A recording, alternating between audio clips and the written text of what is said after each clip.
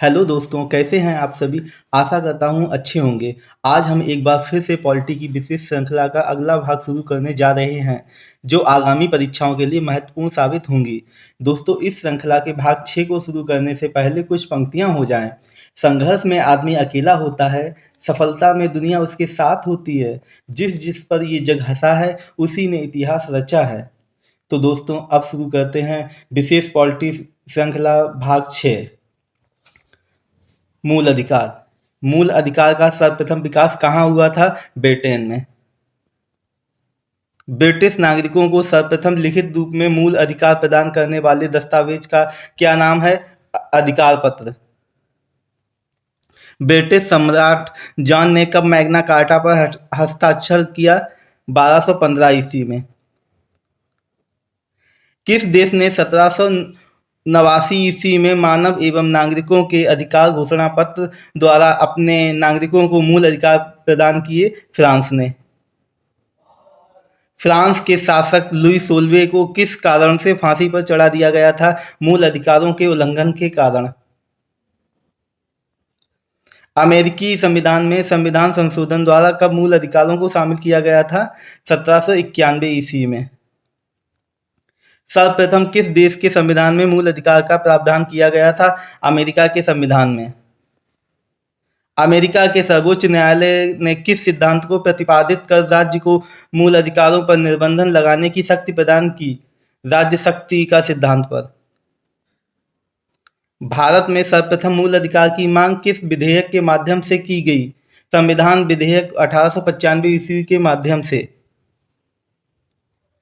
1925 ईस्वी में Commonwealth of India bill के माध्यम से किसने मूल अधिकार की मांग की? श्रीमती एनी बेसेंट ने। नेहरू रिपोर्ट के माध्यम से मोतीलाल नेहरू ने कब मूल अधिकार की मांग रखी? 1928 ईस्वी में। संविधान सभा द्वारा किसकी अध्यक्षता में मूल अधिकार पर परामर्श हेतु एक समिति का गठन किया? सरदार वल्लभ भाई पटेल की अध्यक्षता में। अल्पसंख्यक एवं मूल अधिकार पर परामर्श हेतु किसकी अध्यक्षता में उप समिति गठित की गई थी? जेबी कृपलानी की अध्यक्षता में। भारतीय संविधान में किन अनुच्छेदों के अंतर्गत नागरिकों को मूल अधिकार प्रदान किए गए हैं? अनुच्छेद 12 से अनुच्छेद 35 के अंतर्गत तक। भारतीय संविधान के भाग 3 द्वारा प्रदत्त मूल अधिकार किस देश के संविधान से लिए गए हैं? अमेरिका के संविधान से।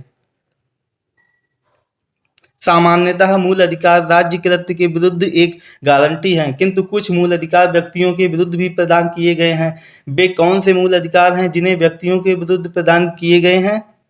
अनुच्छेद 15(2), अनुच्छेद 17, अनुच्छेद 23 एवं अनुच्छेद 24 द्वारा प्रदत्त मूल अधिकार हैं।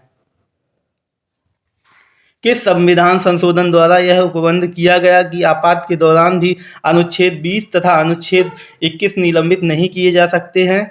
44वें संविधान संशोधन द्वारा। किन आधारों पर घोषित आपात के दौरान अनुच्छेद 19 द्वारा प्रदत्त मौलिक अधिकार स्वतः निलंबित हो जाते हैं? युद्ध एवं बाह्य आक्रमण के आधार पर। किस आधार पर घोषित आपात के दौरान अनुच्छेद 19 द्वारा प्रदत्त मूल अधिकार स्वतः निलंबित नहीं होता है? सशस्त्र विद्रोह के आधार पर।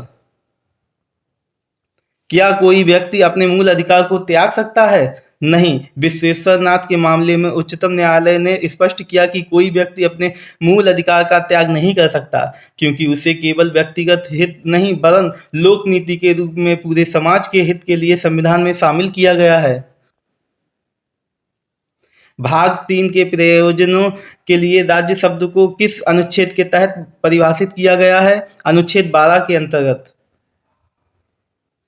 राज्य शब्द में कौन कौन शामिल है? भारत सरकार एवं संसद, राज्य सरकारें एवं विधानमंडल, सभी स्थानीय एवं अन्य प्राधिकारी। संविधान का कौन सा अनुच्छेद न्यायालय को यह शक्ति प्रदान करता है कि वह विधानमंडल द्वारा निर्मित मूल अधिकारों का उल्लंघन करने वाली विधियों का न्यायिक पुनर्विलोकन कर सकते हैं? अनुच्छेद 13 में। न्यायिक पुनर्विलोकन का अधिकार किन किन न्यायालयों को प्राप्त है? उच्चतम न्यायालय अनुच्छेद 32 तथा उच्च न्यायालयों अनुच्छेद 226 को। अनुच्छेद 13(1) के अंतर्गत संविधान के भाग 3 से असंगत किन विधियों को शून्य घोषित किया गया है? संविधान के लागू होने के समय भारत में प्रवर्तित सभी विधियों अर्थात संविधान पूर्व विधियों को। आच्छादन का सिद्धांत संविधान के किस अनुच्छेद से संबंधित है? अनुच्छेद 13(1) से। मूल अधिकारों का अल्पीकरण करने वाली विधियां किस अनुच्छेद के अंतर्गत शून्य घोषित की गई हैं? अनुच्छेद 13 के अंतर्गत। कौन से सिद्धांत अनुच्छेद 13 से संबंधित हैं? आच्छादन का सिद्धांत, प्रतिकूलता का सिद्धांत तथा अधित्याग का सिद्धांत। भारत में न्यायिक पुनर्विलोकन का सिद्धांत कहां से लिया गया है? यूएसए के संविधान से। आच्छादन के सिद्धांत से संबंधित प्रमुख बात कौन सा है? भीकाजी बनाम मध्य प्रदेश राज्य। संविधान का कौन सा अनुच्छेद उच्चतम न्यायालय को मूल अधिकारों का सजग प्रहरी बनाता है? अनुच्छेद 13। किस अनुच्छेद के तहत यह कहा गया है कि राज्य कोई ऐसी विधि नहीं बना सकता है जो भाग 3 में उपबंधित मूल अधिकार को छीनती है या न्यून करती है? अनुच्छेद 13(2) के तहत। अनुच्छेद 13(2) के अंतर्गत किस प्रकार की विधियों को शून्य घोषित किया गया है? मूल अधिकारों से असंगत ऐसी विधियों को जो संविधान के लागू होने के पश्चात राज्य द्वारा निर्मित की गई हैं। मूल अधिकारों से असंगत कौन सी विधियां प्रारंभ से ही शून्य होती हैं? संविधानेतर विधियां। अधित्याग का सिद्धांत किस अनुच्छेद से संबंधित है? अनुच्छेद 13 से। अनुच्छेद 13(3) का के तहत विधि शब्द में क्या क्या आते हैं? विधि का बल रखने वाला कोई भी अध्यादेश, आदेश, नियम, विनियम, उपनियम, अधिसूचना, रूढ़ि या प्रथा।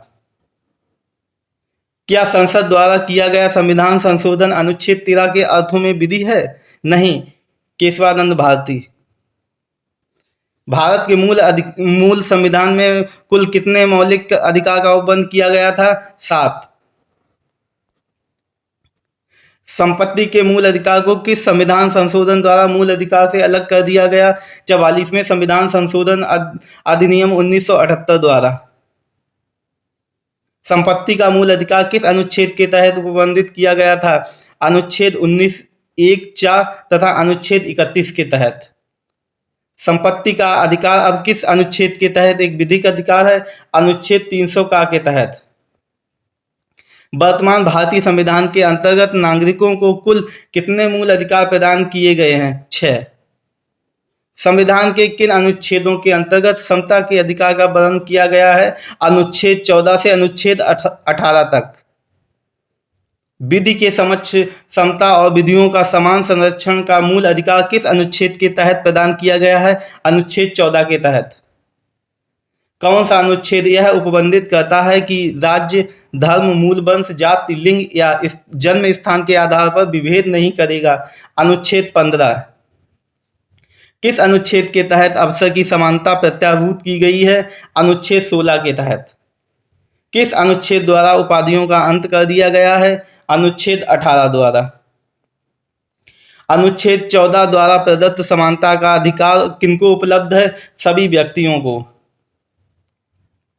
अनुच्छेद 14 में वाक्यांश विधियों का समान संरक्षण कहां से लिया गया है? अमेरिका के संविधान से। विधि के समक्ष समता वाक्यांश किस संविधान से लिया गया है? ब्रिटिश संविधान से। भारतीय संविधान के किस अनुच्छेद में विधि का शासन निहित है? अनुच्छेद 14 में। अनुच्छेद 14 द्वारा प्रत्याभूत समता का अधिकार किनके किनके विरुद्ध प्राप्त है?